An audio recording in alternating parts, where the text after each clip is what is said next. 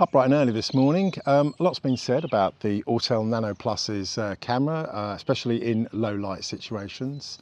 So I thought I'd get up a little bit earlier and try and catch the misty sunrise that we've got. So let's have a little look at what this drone can do, and then I'll go inside and look at the results on the big screen and see how it compares.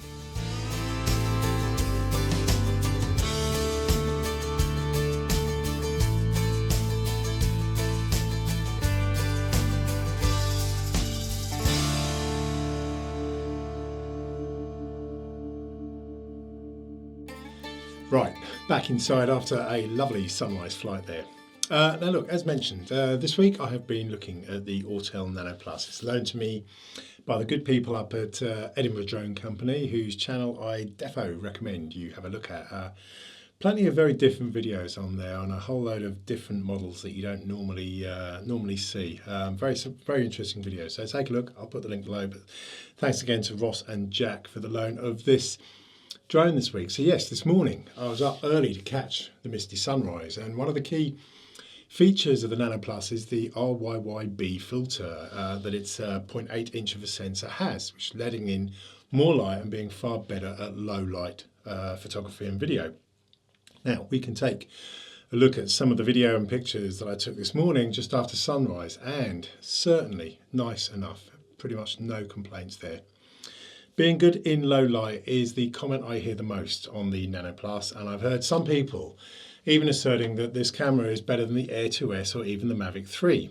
Well, me personally, I wouldn't go that far, but I am more than happy with the quality of the photos and the video that this little drone has taken. One of the best features was switching on the HDR mode for filming video, which was very useful for brightening the dark fields in relation to the bright skies, and you can see the improvement that comes into play when you switch the HDR setting on.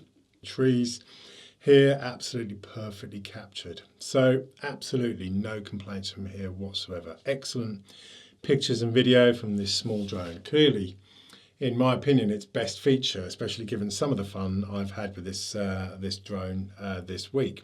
But let's keep things in perspective here. It's all too easy to get a little overexcited about a seemingly game-changing feature whilst missing out some blindingly obvious limitations. Let's look at the specs for the Nano Plus. They quote up to 50 megapixels, but of course this is using the same quad Bayer filter technology found on many cell phones, and it is in fact just a 12.5 megapixel sensor, with the quoted 50 megapixels being effective pixels only. Indeed, 12 megapixel stills are the default primary setting for any still picture you take with this model. This is what I mean by keeping things in perspective. Let's take a look at some of these clips I've taken from the DJI Mini 2 at a similar time of day, albeit not this morning. To me, the Mini 2 is just as capable in these early morning light conditions, and when I filmed these clips, I was absolutely more than happy. There is no doubt that the Autel Nano's camera is better, or certainly on paper, than the Mini 2. But is it a difference that you will actually notice? And to be honest, I don't know. But as for arguing it's better than the Air 2S or even the Mavic 3, sorry, no, look, the Air 2S has got a sensor that's almost twice the size, or area rather, with its 1 inch 20 genuine megapixel resolution. The Mavic 3 has got a huge 4/3 of an inch sensor that is twice the size of the Air 2S's sensor and 4 times the size of Autel's sensor. In my book, larger sensor with larger actual pixel sensors are going to win hands down any day.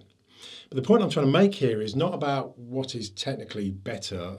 I'm certainly not trying to get into a sensor size fight. I'm simply saying that being second best isn't necessarily an issue, and getting excited over differences is only worth it when you can actually see the difference. Is the camera on the Mini 2 so bad that it's not worth buying? Of course not. I mean, the Mini 2 produces brilliant 4K video and brilliant pictures. Is the Autel Nano Plus so bad as a drone that it's not worth buying? Well, of course, no, again, no. And because the camera specs and the performance are what drives a lot of people when choosing a drone, those who are choosing the Autel Nano, obviously the camera specs are going to be the key driver in buying it. So, you know, there is no right or wrong here. I kind of feel I'm getting into philosophy of purchasing here, but look, enough to say that I'm very, very impressed with the camera on this drone.